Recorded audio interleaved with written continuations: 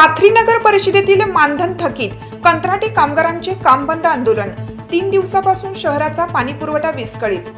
नगर परिषदेच्या पाणी पुरवठा विभागातील 27 कंत्राटी कामगारांचे 6 महिन्यांपासून मानधन थकीत असल्याने या कामगारांनी 10 डिसेंबर पासून काम बंद आंदोलन सुरू केले आहे। त्याचा परिणाम मागील 3 दिवसापासून शहराच्या पाणी पुरवठ्यावर होत असल्याने नागरिकांना गैरसोयीला सामोरं जावं लागत आहे। पाथरी नगर परिषदेच्या पाणी पुरवठा विभागात 27 कंत्राटी कर्मचारी कार्यरत आहेत। त्यांचा मानधनाचा प्रश्न मागील 3 वर्षापासून सातत्याने ऐरणीवर आहे। वेळेवर मानधन न मिळणे ही कायमची समस्या बनली आहे। त्याचा परिणाम शहरातील आता तरी पाणी प्रश्न मार्गी लागणे अपेक्षित। नगर परिषद निवडणुका पार पडल्या, एक मतासाठी सर्वच इच्छुकांनी जीवाची बाजी लावली। आता 21 डिसेंबर रोजी निकाल जाहीर होणार आहे। इच्छुक सगळे आपल्या मताची गणिते लावण्यात व्यस्त आहेत।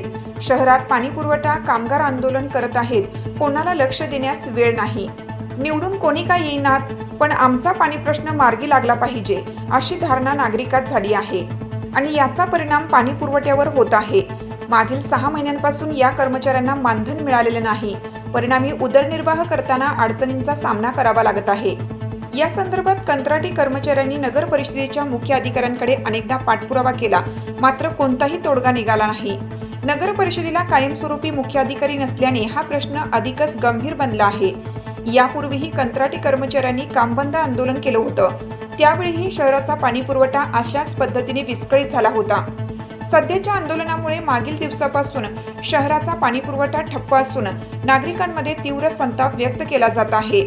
काम करायचे आणि मानधन नाही तर पोट कसं भरायचं असा आंदोलनकर्ते कामगारांकडून केला जात आहे। कायदा लाईव्ह बातमीसाठी पाथरी प्रतिनिधी अहमद अन्सारी, संपादक सौदागर मोहम्मद रफी।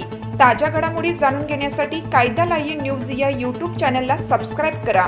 बेल आयकॉनवर क्लिक करा। लाईक, कमेंट, शेअर करायला विसरू नका।